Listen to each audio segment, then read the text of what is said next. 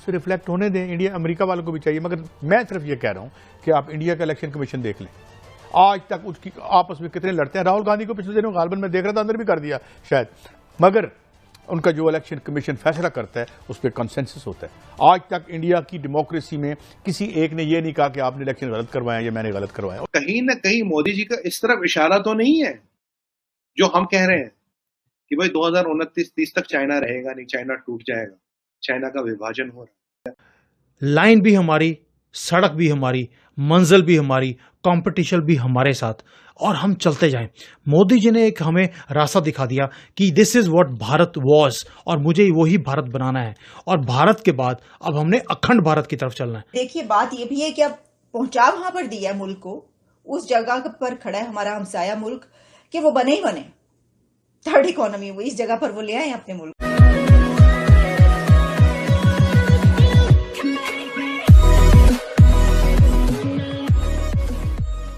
नमस्कार दोस्तों, अब यहाँ पर इस वीडियो के अंदर कई सारी बातें कही गई है, जैसे कि मुझे प्रधानमंत्री मोदी की इच्छा ये है कि जो पहले एक भारत का गौरव हुआ करता था, अब जरा सोचिए कि कांग्रेस की गवर्नमेंट हो और उसकी लीडरशिप में सोनिया गांधी और राहुल गांधी हो, तो उनको कभी पता नहीं चलेगा कि भारत का गौरव क्या है, क्योंकि ना ही राहुल गांधी को किसी भी तरीके से किसी ने उनको बताया होगा, ना ही सोनिया गांधी उस तरीके से फील करती होगी कि भारत का गौरव क्या है। बस उनको एक सत्ता मिली है, वही सत्ता उनको भोगनी है। लेकिन जो यहाँ पर जिसका जन्म हुआ है, जिसको यहाँ के संस्कार मिले हैं, जिसको यहाँ के लोगों ने उनको कहा है कि भाई, या फिर सुनाया है, किससे कहानियां सुनाई है कि क्या इंडिया हुआ करता था, और ऐसा नहीं कि किससे कहानियां अपने हिसाब से थी, किससे कहानियां इन द सेंस की जो डॉक्यूमेंटेड है वो। तो हो सकता है प्रधानमंत्री मोदी का ये हो कि भाई, जो एक इंडिया का स्ट्रेचर हुआ करता था वो मुझे आज चाहिए इंडिया के, आज इन द सेंस आने वाले 5, 10, 15, 20 सालों के अंदर। और हो सकता है यहाँ पर दूसरी भी बात हो रही है कि चाइना एक समय आते आते टूट सकता है। चाइना टूट कैसे सकता है, क्योंकि वहां पर जो है वो वन पार्टी सिस्टम है, अंधाधुन यहाँ पर करप्शन हो रहा है, और इसी के साथ साथ वो इन्फ्लेशन इतना कंट्रोल करने की ट्राई करता है कि लोग है, जो वहां की जनता है, वो महंगाई के मारे बाहर ना निकल आए। लेकिन आज नहीं तो कल लोग जो है वो वन पार्टी सिस्टम से बाहर निकलेंगे। और एक प्रकार से अब देखिए होता क्या है कि लोगों के पास ऑप्शन होता है जब डेमोक्रेसी होती है कि ये गवर्नमेंट नहीं तो कोई और गवर्नमेंट को हम सिलेक्ट कर लेंगे, और वो अपना गुस्सा इस तरीके से उतारते हैं। लेकिन चाइना में ऐसा ऑप्शन तो है नहीं।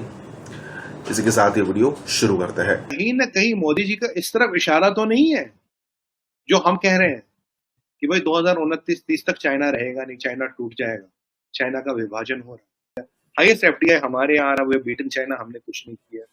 हमारे शिप में we have taken a lead, China की हवा हमने टाइट की, चाइना के 200 ऐप बैन किए, हमने कुछ नहीं किया। चाइना की औकात नहीं थी एक स्टेप यहाँ लाए, हमने कुछ नहीं किया। एक एंथनी साहब कह रहे थे not building the roads to China is the only defence to China. आज उसे चाइना की ईंट से ईंट बजाइए। लास्ट वीडियो में हमने देखा था कि जो वेंगी ऐसे अष्टांग प्रणाम कर रहा है, अजीत डोवल साहब के पैर पड़ रहा, सब हमसे व्यापार कर लो, कमर्शियल जहाज में बैठ के आ रहा, हमसे व्यापार कर लो। और कुछ लोग हमें कह रहे थे पीएलए 7 दिन में दिल्ली तक आ जाएगी। वो गद्दार अब भी यहाँ रहते हैं, दाल रोटी खाते हैं यहाँ की। तो हमने कुछ नहीं किया, मोदी जी ने कुछ नहीं। मोदी जी उसी भारत की बात करते हैं जो हम अखंड थे, हम इतने ग्रेट थे।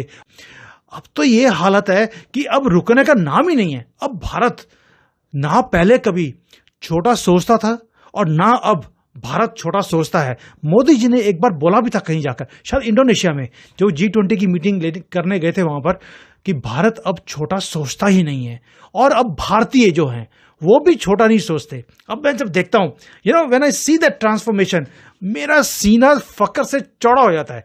अगर आप मुझे पूछे कि सबसे ज्यादा अगर किसी को अवार्ड्स मिले हैं दूसरी कंट्री से, वो किसे मिले हैं?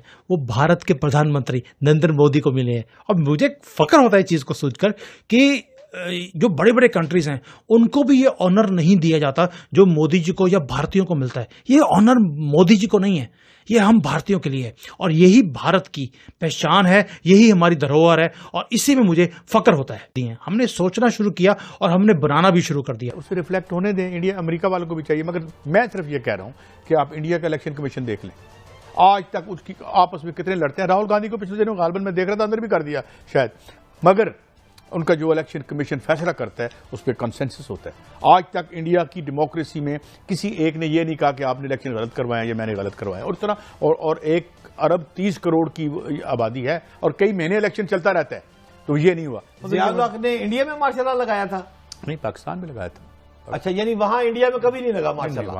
वहां हुकूमत चलती रहती है, अदारे इंडिपेंडेंट है। लेकिन ज़िया ने एक बड़ा एहसान किया, उसने हमारे ऊपर एहसान ये किया कि तारीख आलम में ऐसे अजीम लीडर नहीं मिलेंगे जो पीछे छोड़ गया। माशाल्लाह आज तक वही हैं। हम अभी तक ज़ियाउल हक के ऐद से बाहर नहीं निकले। हजूर, ये इलेक्शन से क्यों भाग रहे हैं? मार्शल होता है, जमहूरियत होती है, आइन होता है, और किधर गया आइन?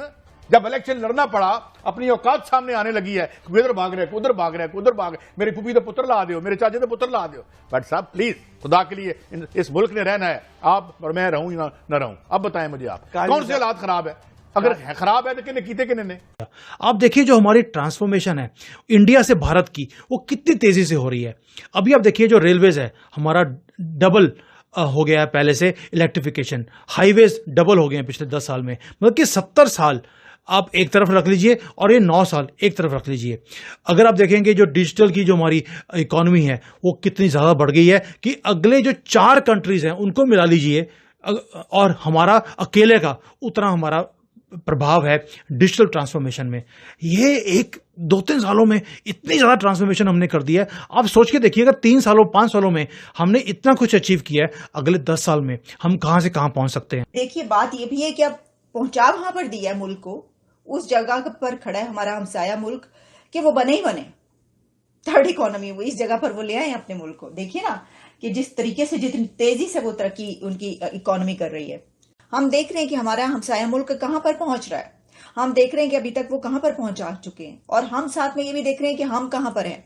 तो मेरा तो कहने का मकसद सिर्फ ये है कि इतने ही कॉन्फिडेंस के साथ, इतने ही जज्बे और जोश के साथ जो है, सिर्फ बातों की हद तक नहीं, हमें देखिए ना अभी हमारे प्राइम मिनिस्टर क्या कहते हुए नजर आ रहे हैं कि भाई ये जो है, ये अगर दिवालिया हो जाता मेरे उसमें, तो मेरे तो मुंह पर काला धब्बा लग जाता, मेरी तो कब्र पर जो कतबा लगता उसके ऊपर भी लिखा होता कि इसके दौर में मुल्क दिवालिया हुआ था। तो इसलिए भाई पोले पोले हमने जो है वो कर कुर के कुछ मुल्क बचा लिया, डिफॉल्ट होने से बचा लिया कि कहीं मेरे नाम पर मेरे दौर में ऐसा ना हो।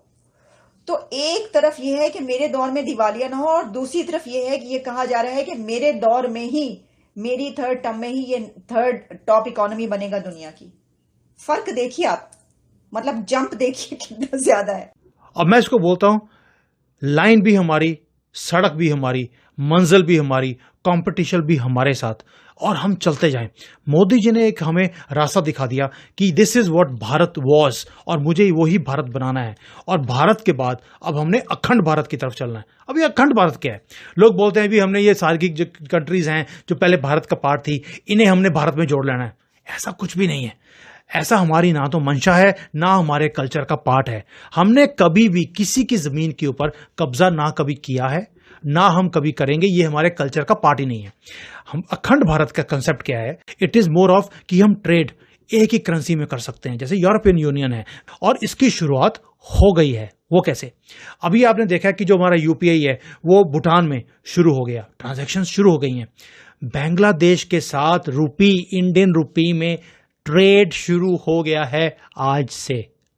इसी को अखंड भारत बोलते हैं, जहां पर जो हमारी नेबरिंग कंट्रीज हैं उनके साथ हम लोकल करेंसी में काम करें, ना कि हम ये ट्रेड करें यूएस में या किसी और करेंसी में।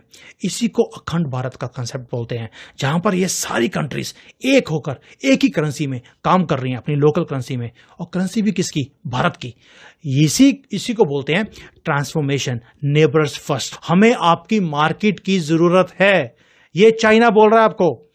अब आप देखिए एक और चीज, जो अखंड भारत है इसमें एक और चीज हुई है, वो है कि जो नॉर्वे है उसने अपनी एम्बेसी मालदीव्स के अंदर और श्रीलंका के अंदर बंद कर दी, और उन्होंने बोला है कि इनकी जो एम्बेसी की जो एक्टिविटीज हैं, जिनको वीजा इशू करना है, किसी को कंसल्टिंग चाहिए, वो न्यू दिल्ली से होगी। ये अखंड भारत नहीं है तो क्या है कि दूसरे कंट्रीज की जो एम्बेसीज है वो बंद होकर अब भारत में खुलेगी, भारत से ही ऑपरेट होगी। इसी को अखंड भारत बोलते हैं। आप दुनिया देखिए कहां पहुंच रही है, दे आर गोइंग डाउन, और हमें देखिए, और अब तो सैटेलाइट्स का ये हालत है, हमने अपना चंद्रयान 3 भेज दिया, अभी इसी महीने में जो इंडोनेशिया है उसकी 7 सैटेलाइट्स हम भेजने वाले हैं। अभी कुछ महीने पहले शायद ब्रिटिश जो हमारे ऊपर हंस रहे थे कि इसरो बनाने की जरूरत क्या है, इंडिया इतना गरीब कंट्री है, उनकी सैटेलाइट्स 36 हमने भेजी, क्योंकि उनकी औकात नहीं थी कि सैटेलाइट्स को ऊपर भेज सके, रॉकेट बनाना उनके बस की बात नहीं है, हमसे लेते हैं आजकल। ये हालत है ब्रिटिशर्स की, जो हमारे ऊपर 200 साल रूल करके गए हैं धोखे से, और अब वो हमारे पास मिन्नतें डालते हैं कि प्रधानमंत्री मिलता नहीं है, हमसे उधार में लिया है, सैटेलाइट लॉन्च नहीं कर सकते, हमसे लॉन्च करवा रहे हैं। ये हालत है वेस्टर्न डेवलप्ड वर्ल्ड की, जो अब भारत में आती है।